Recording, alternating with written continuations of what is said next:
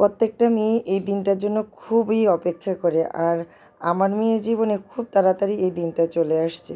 আসসালামু আলাইকুম। সবাই কেমন আছেন? আশা করি সবাই খুব ভালো আছেন। আলহামদুলিল্লাহ আমিও ভালো আছি। আমার মেয়ের জীবনে খুব তাড়াতাড়ি কী দিনটা চলে আসলো, আর আজকে আপুর বাসায় কী রান্না করলাম, রান্না করে কোথায় মেয়েকে নিয়ে গেলাম, সব কিছু মিলিয়ে আজকের ভিডিও। আশা করি সবার খুব ভালো লাগবে। ওই যে আরাম করে আয়েশ করে খাচ্ছি, কিন্তু এর মাঝে যে বোনের বাচ্চারা, মানে আমার বাচ্চারা আমার হাতের রান্না অনেক বেশি পছন্দ করে। কারণ আমি যে মজা করে ঝাল ঝাল করে রান্না করি, সেই রান্নাগুলি না আমার আম্মাজানরা আব্বাজানরা খুব বেশি পছন্দ করে। তো তাদের জন্যই রান্না করতেছি খুবই তাড়াহুড়া করে, অল্প সময়ের জন্য অল্প কিছু রান্না করতেছি। এখানে চিংড়ি মাছ দিয়ে মিষ্টি আলু শাক রান্না করতেছি, আর এখানে একদম ঝাল ঝাল করে ছোট ছোট পিস করে অল্প একটু করেই চিকেন বোনা করতেছি। কারণ এটা শুধু জাস্ট আমরা দুপুরে খাবো, বিকালের জন্য কিন্তু খুবই মজার মজার আয়োজন আছে। তো জাস্ট যেহেতু দুপুরে খাবো, দুপুরের জন্য অল্প কিছু রান্না করি আমরা।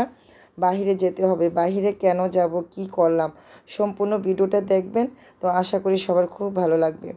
আর এই শাকগুলি না এতটাই মজা যে আমি বাসায় একরকম করে রান্না করে মজা পেয়েছি খেতে, আর আপুর বাসায় গিয়ে অন্যরকম করে রান্না করে অন্যরকম একটা মজা পেয়েছি। আসলে যেভাবেই রান্না করি না কেন, মিষ্টি আলু শাকগুলি অনেক বেশি মজা। যারা খেয়েছেন মিষ্টি আলু শাক চিংড়ি মাছ দিয়ে, তারা হয়তো এটা টেস্ট বুঝবেন। আর যারা খাননি এখনও, তারা একবার আমার এই রেসিপিটা ফলো করে রান্না করে দেখবেন, এটা যে কতটা মজা।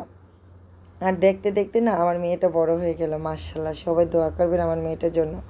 তো যাই হোক, এই যে রান্নাটা কমপ্লিট হয়ে গেছে। আর আপুর না স্টিলের কি সুন্দর সুন্দর কিউট কিউট মানে পাতিল আছে ডাকনা সহ, এই পাতিলগুলি দেখে না আমার খুবই ভালো লাগলো। আমি বলি যে তুমি এই পাতিলগুলিতে রান্না করে নিয়ে টেবিলে সাজিয়ে খাবার, দেখতে ভালো লাগবে। তো আমার কাছে খুব ভালো লাগে, তো আমি সুন্দর করে পাতিলগুলি ধুয়ে রান্না করে এই পাতিলগুলির মধ্যে নিচ্ছি। তো আমার কাছে খুবই ভালো লাগছিলো যে 3টা পাতিলই একদম বড় ছোট সাইজ অনুযায়ী, তো এগুলির মধ্যে রান্না করে না অল্প অল্প করে তরকারি টেবিলে নিয়ে বসে খেতে আমার কাছে খুবই ভালো লাগছিলো। তো যাই হোক, রান্নাগুলি অনেক অনেক লোভনীয় হয়েছিল, দেখতেই পাচ্ছেন কালারটা অনেক লোভনীয় না। তো রান্না করে খাওয়া দাওয়া করে খুব তাড়াহুড়া করেই বাসা থেকে বের হয়ে গেলাম। কোথায় গেলাম? এই যে মেয়ে আমার মাশাআল্লাহ বলি না বড় হয়ে গেছে, তাকে নিয়ে মানে নিয়মিত আমি পার্লারে চুল কাটাই। তো এটা হচ্ছে আমাদের বাসায় মানে আশেপাশে যে পার্লারগুলি আছে না, সেখানে কাটিয়েছি। তো এবার যেহেতু তার মনির বাসায় গিয়েছে, তো মনি যে পার্লারে সবসময় মানে তার কাজ করে, সেখানে তাকে নিয়ে গিয়েছি। তো মেয়ের চুল কাটলাম, আমার চুল কাটলাম, তো সব কিছু কেটে তারপরে মেয়ের, ওই যে বললাম না, মেয়ে প্রত্যেকটা মেয়ে খুব অপেক্ষায় থাকে এই দিনটার জন্য। সেই দিনটা আমার মেয়ের জীবনে চলে আসছে খুব তাড়াতাড়ি। কারণ আমি না চাইনি যে এত তাড়াতাড়ি এই কাজটা করব। তার মনই জোর করেই তাকে করলো, সেটা হচ্ছে কান ফুটা করা। তো যে পার্লারে চুল কেটেছি সে পার্লারে আর মানে কান ফোঁটা করা হয়নি। তো এটা আরেকটা পার্লারে আমরা চলে গেছি, ওইখানে গিয়ে কান ফোঁটা করব। তা আমার মেয়ে না কান ফোঁটাটা অত বুঝতো না, জিনিস পড়বে ওই আগ্রহটা তার ভিতরে ছিল না। গত 2 মাস ধরে তার মনি বলতেছে তোমার কান ফোঁটা করে দিব, যেহেতু তোমার বার্থডে আসতেছে সামনে, তো কান ফোঁটা করে দেবো, আর মনি তোমাকে গোল্ডের টপ কিনে দেবো। সেই মনি থেকে শোনার পর তার আনন্দটা আগ্রহটা বেড়ে গেছে।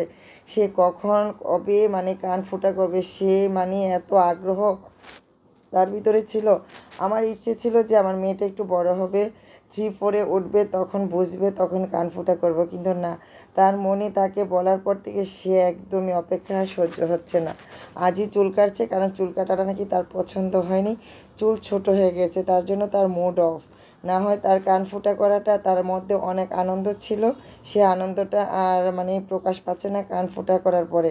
সে একটাই কথা, তার চুলটা সুন্দর লাগছে না, চুল ছোট করে ফেলছে। তার চুল বড় করার অনেক ইচ্ছা ছিল, কিন্তু ছোট মানুষ তো, গরমের মধ্যে আমি আর বড় রাখতে চাইনি, একটু ছোট করে দিয়েছি। তো যাই হোক, কান ফোঁটা কমপ্লিট হয়ে গেছে। সে এখন আনন্দ পাচ্ছে না কি কষ্ট পাচ্ছে সেটাই বুঝতে পারতেছে না, মানে সে বুঝতেই পারতেছে না যে তার কান ফোঁটা হয়ে গেছে। তো এই আনন্দটা না প্রতিটা বাচ্চার বা প্রতিটা মেয়ের ভিতরে থাকে, কবে কখন কান ফোঁটা করবে, নাক ফোঁটা করবে। তো নাক তো আর এখন ফোঁটা করব না। তো যাই হোক, কান ফোঁটা করা শেষ, তো আমরা অবশেষে বাসায়ও ফিরে আসলাম। এসে তো তার আপুকে দেখাচ্ছে।